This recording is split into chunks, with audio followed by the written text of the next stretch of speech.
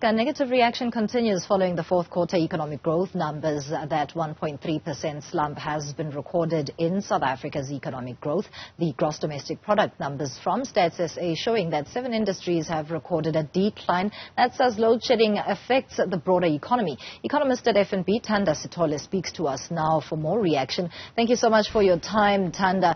First of all, let's maybe unpack the vast difference between what the market had expected with a slump of between 0.5 to 0.7% as a contraction to what we now know is a whopping 1.3% contraction. Good morning to you and your listeners. Yes, so I think the outcome was much worse than what was expected. So I think it reflected a material setback for us and for the market. We had factored in a contraction of 0.4% quarter on quarter. The market had also factored in the same magnitude in terms of contraction, but the economy contracted by more than that, and the contraction was broad-based across most of the sectors. I think 7 sectors of the economy contracted and only 3 sectors posted positive growth. So what does that say about the current state of the South African economy, given that data that is backward-looking, although we find ourselves in the beginning phases of the first quarter of 2023? So by our current forecast, so we do acknowledge that the contraction in the fourth quarter was largely due to load shedding intensity. So intensity of load shedding was higher in the fourth quarter relative to the third quarter. And you would have recalled that the Reserve Bank had estimated that load shedding affected economic growth by 2.3 percentage points in the third quarter. So the fact that load shedding was more intense in the fourth quarter reflects that the contraction of 1.3% is largely due to load shedding.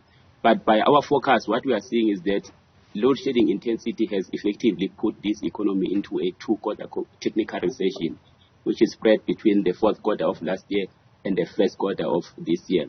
And if load shedding continues at higher levels of intensity, we are likely to see more than 2 quarters of contraction going forward.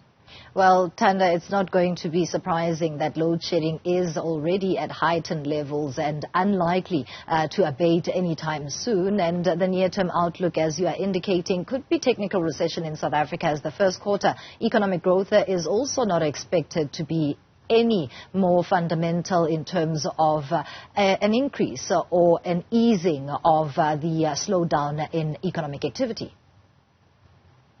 Yeah, so firstly, you've got load shedding, and also you've got inefficiencies at port and rail, which are affecting production and export.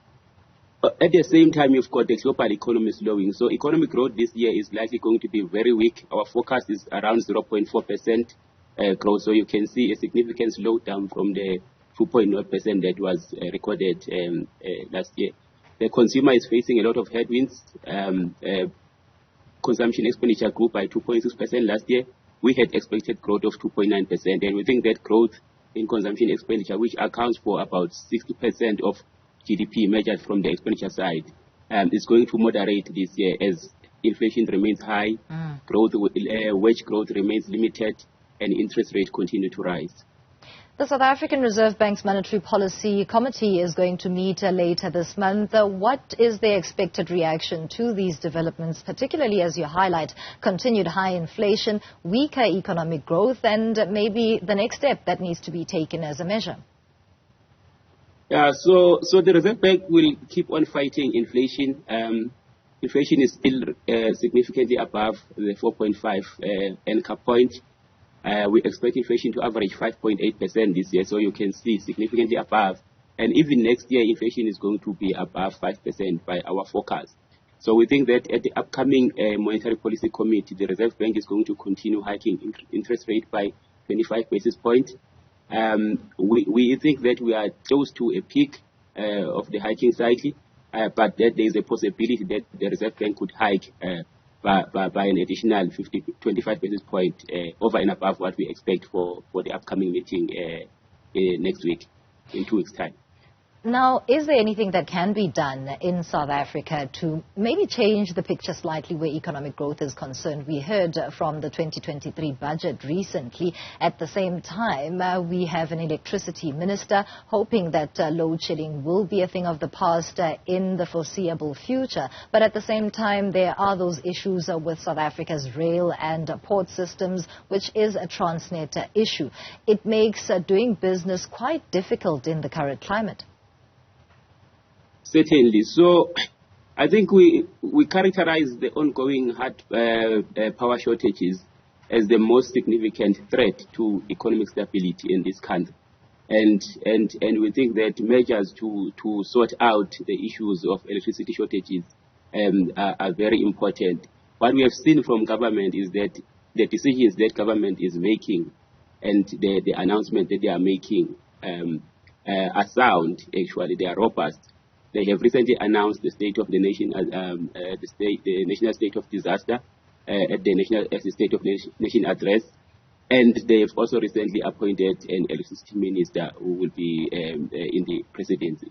And I think those measures, together with the fact that Treasury has recently provided debt relief to Eskom of around 254 billion, which will allow Eskom to focus on maintenance and also investment in terms of transmission and distribution.